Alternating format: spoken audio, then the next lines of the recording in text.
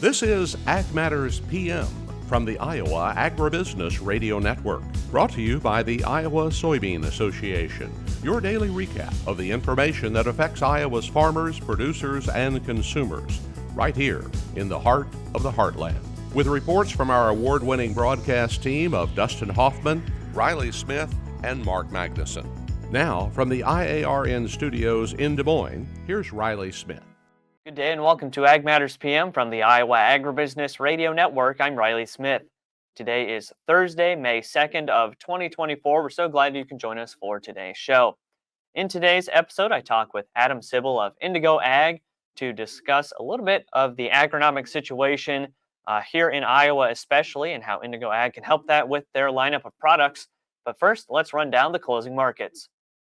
It's time now for the Ag Matters PM Closing Market Summary, your source for market analysis and settlement prices from the day's trade in Chicago, courtesy of the folks at agmarket.net.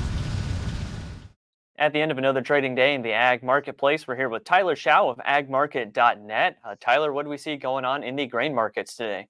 Well, a lot of positive movement in all grains today. We're going to see corn close up about 9 cents in the July contract, 6.5, 6 3/4 in December. Beans had a massive day higher, almost a 30-cent move, 28 3/4 to be exact in July. November beans up 22 3/4. Wheat was kind of back and forth most of the day, but ended up trading stronger. Going to see an $11 gain on KC and about a nickel on Chicago and Minneapolis. So is most of that from maybe global conditions, or are we just seeing some of that from shifting from the May to the July as the front month? I think there's, take your pick. There's quite a few things causing it. The beans were up strong. There was some major flooding going on in, I believe it's Rio Grande do Sul, province of Brazil or state or whatever they call them. Like I think I heard 14 to 15 inches of rain. They were about 70% harvested on beans, but basically the story is the remaining harvest is going to be very difficult and infrastructure is going to be a problem moving forward. So that was kind of a spark or one of the catalysts on soybeans. You've got wet weather that looks like it's going to stick around for at least the next 7 to 10 days throughout the Midwest. Doesn't sound like there's been much movement of planters for the last week in Iowa. There hasn't been much movement here in North Dakota. Southern Minnesota has been pretty wet as well. So you got some pockets of the state that aren't going to, haven't been doing much the last week, aren't going to be doing anything for at least the next week too. And then as we get further out, it looks like there's even more storms and systems that could pass through. So I think the market's starting to take notice of that. I caution producers to get too bulled up here. Yes, planting delays are a concern. Yes, it can be a detriment to yield. But if it does dry out, we get even 7 days. We can make some monster strides in 7 days moving forward. And then on the livestock side of things, how do we see cattle and hogs trading today? Cattle got blasted yesterday with the news that the USDA was going to start testing hamburger. I think, it's a futures market, so it's always trying to guess what's going to come next. And the mantra really is test and you'll find. And so that was where the concern was yesterday. We were down another $4 or $5 on the day. Late last night or kind of early last night, I guess, about 6 o'clock, got some news that of all the 30 samples they took and tested for H5N1 and hamburger, all came back negative. And so that risk premium just evaporated, and we were up $3 or $4 here today on feeder cattle, up a couple dollars in fat cattle. Hogs, just kind of a ho-hum day. Didn't really, seen a pretty big sell-off the last week in hogs. Did not resume the sell-off, but really didn't bounce any higher. All right, Tyler, lots of great information today. For those of our listeners who would like to get in touch and learn more from the folks at agmarket.net, how can they do that? Look us up on the internet, agmarket.net. There's a contact page. You can look up, see if there's a broker next to you. We got offices from North Dakota to Kentucky. All right, Tyler, thanks so much for taking the time to visit today, and we look forward to hearing from you again soon. You bet. Take care, Riley. That again was Tyler Schau of agmarket.net. We'll take a look at how the numbers closed, courtesy of the market window at iowaagnet.com. At the close, July corn up 9 even at 4.59 3/4. July soybeans up 28 3/4 at 11.99 even. July soybean meal up $15.90 at $364.90. Soybean oil down 2 cents at $43.24. Chicago wheat up 5 even at $604 and a quarter. Kansas City hard red wheat up 11.5 at $637 even. Minneapolis spring wheat up 5 3/4 at $708 and a quarter. July oats up 9 even at $386 and a half. On the Merc, June live cattle up $295 at $176.80. May feeders up $217 at $243.60. May lean hogs up a nickel at $93.07. Pork cutout down 32 cents at $120. And May Class 3 milk down 3 cents at $18.32. And that's been a check of the markets here on Ag Matters PM. We're going to go ahead and take a quick break to hear from our sponsor, the Iowa Soybean Association and the Soy Checkoff. And when we come back, I have a chat with Adam Sibbel of Indigo Ag. This is Ag Matters PM. Iowa Soybean Association is driven to deliver for Iowa's 40,000 soybean farmers. We're proud to provide objective agronomic research, a helping hand with soil and water stewardship, and timely industry news powered by the Soybean Checkoff. Learn more at iasoybeans.com. Welcome back to Ag Matters PM on the Iowa Agribusiness Radio Network. I'm Riley Smith. As planting season starts to get fully rolling here in Iowa soon, hopefully, farmers are thinking about how to handle extreme drought conditions that can hinder crop development.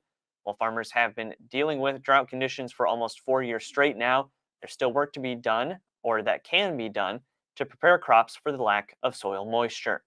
Adam Sibbel, Senior Technical Agronomist with Indigo Ag, said there are practices and products, like Indigo Ag's biological lineup, that can help tackle these issues. Adam, if you could tell us a little bit about, what more can farmers do to make sure that they're prepared for drought conditions like this? So the first thing I would look at thinking about this drought would be how do we improve the soil health? How do we improve the water holding capacity of your soil and the water retention and the penetration rate as you do get these heavy rainfalls for these drought conditions to kind of alleviate some of that. So I'm thinking of practices like reducing your tillage, like keeping soil cover on the ground at all times with the cover crop. Things like improving your soil microbiome with something like Indigo Ag's biological products. There's some great solutions out there, and these seed treatments are easy to apply, liquid or talc formulation, and you can apply them at the dealer or at the planter box. So we've got some good solutions to try to alleviate some of this drought stress. And, we're talking about drought stress, but we know here in Iowa we're dealing with severe weather conditions as well. I mean, most of our precipitation that we do get over the course of the crop here comes in the form of storms. So it kind of makes sense to be prepared for those stormy conditions as well. So, what else is there on the Indigo side of things that farmers can kind of prepare for that as well?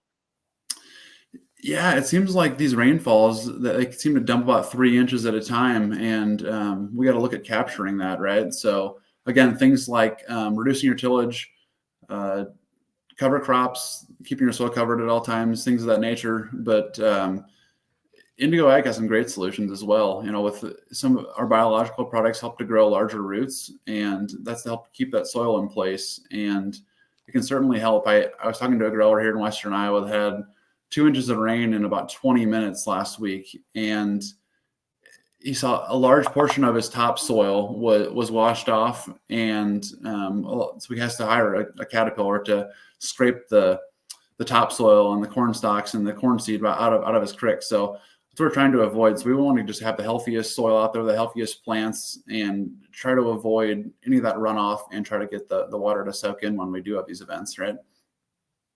And, at the very least, when we have, the severe weather events, drought conditions, it's a good opportunity to get a lot of data. So from seeing the Indigo Ag products out there dealing with these conditions, what are some of the kind of biggest things that you guys have learned from the drought, the weather conditions, pest issues even, and, I guess how specifically are the biologicals prepared for those?